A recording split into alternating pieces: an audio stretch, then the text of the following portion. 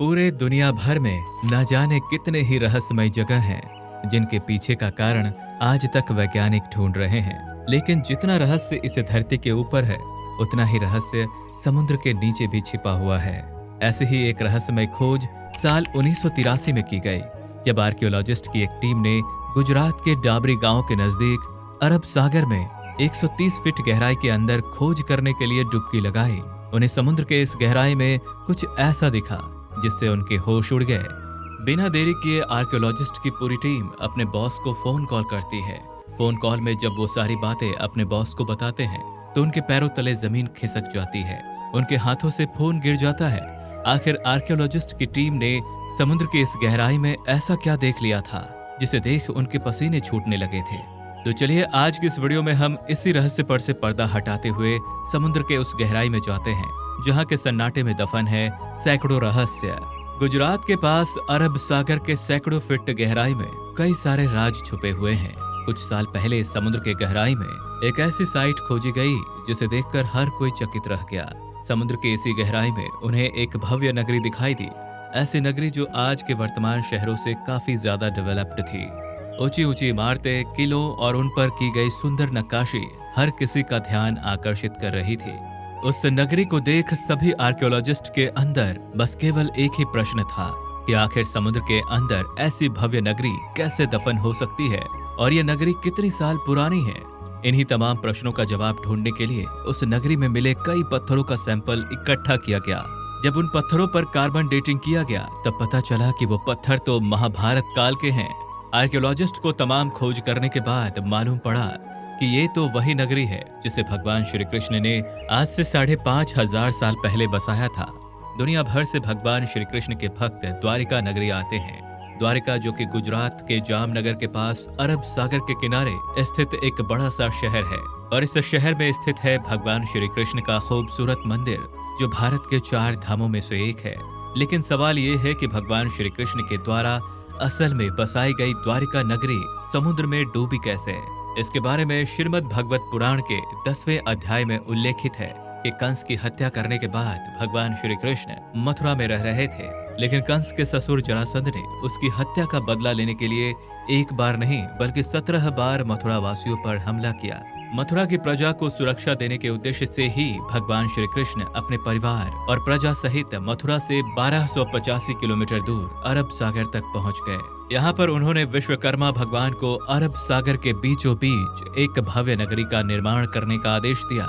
इसके लिए भगवान श्री कृष्ण ने समुद्र देव की आराधना करके 12 योजन धरती प्राप्त की। वहीं पर विश्वकर्मा भगवान की सहायता से एक भव्य नगरी का निर्माण किया गया, और इस भव्य नगरी के बीचों बीच भगवान श्री कृष्ण का महल था।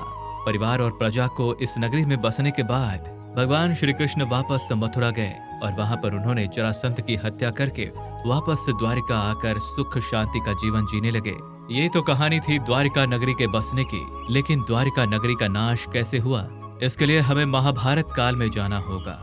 भगवान श्री कृष्ण अपने परिवार सहित बहुत सुख शांति से द्वारिका में रह रहे थे, लेकिन जल्द ही एक भीषण युद्ध होने वाला था जो भविष्य में इतिहास का सबसे बड़ा युद्ध महाभारत के नाम से जाना गया। ये युद्ध करीबन 18 दिनों तक चला था, जिसमें भगवान श्री कृष्ण अर्जुन के सारथी बने थे। इस युद्ध में 100 कौरवों का शव देखकर माता गांधारी ने भगवान श्री कृष्ण को श्राप दे दिया कि जिस तरह से मेरे पूरे वंश का नाश हो गया है, ठीक इसी तरह तुम्हारे पूरे यादव वंश का आज से 36 साल के बाद नाश हो जाएगा। हालांकि यादव वंश के विनाश का एक और रहस्य भगवान श्री कृष्ण के पुत्र सांब से भी जुड़ा हुआ है। एक बार भगवान श्री कृष्ण के पुत्र सांब द्वारिका के पास में स्थित पवित्र जगह पिंडारक में खेल रहे थे। वहां पर कुछ ऋषि मुनि आए थे। इन्हें इन ऋषि मुनियों के साथ मजाक करने की सूझी तो वो गर्भवती महिला बनकर ऋषि मुनि के पास जाते हैं और अपने होने वाले संतान के बारे में पूछते हैं। ऋषि मुनियों के साथ हो रहे इस मजाक से वे काफी क्रोधित होते हैं और सांब को श्राप दे देते हैं कि वो एक लोहे के मुसल को जन्म देंगे जो यादव वंश के विनाश का कारण बनेगा।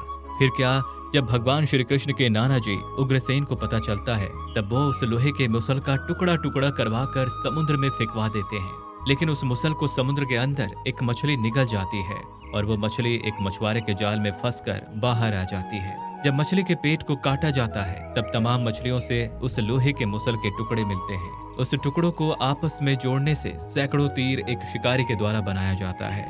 इस तरह नष्ट हुआ लोहे का मुसल एक बार फिर से अस्तित्व में आ जाता है। इस तरह यादव वंश के विनाश के पीछे दो दो श्राप का प्रभाव था। फिर क्या था, 36 साल आते आते द्वारिका में सभी यादव वंश में आपसी मनमुटाव होने लगा, भाई भाई में ही झगड़ा होने लगा, जिसके बाद भगवान श्री कृष्ण द्वारिका छोड़कर एक जंगल की ओर चल पड़ते हैं। जंगल में एक पीपल के पेड़ के नीचे लेट जाते हैं, जहां पर एक शिकारी हिरण समझकर उन पर तीर से वार करता है।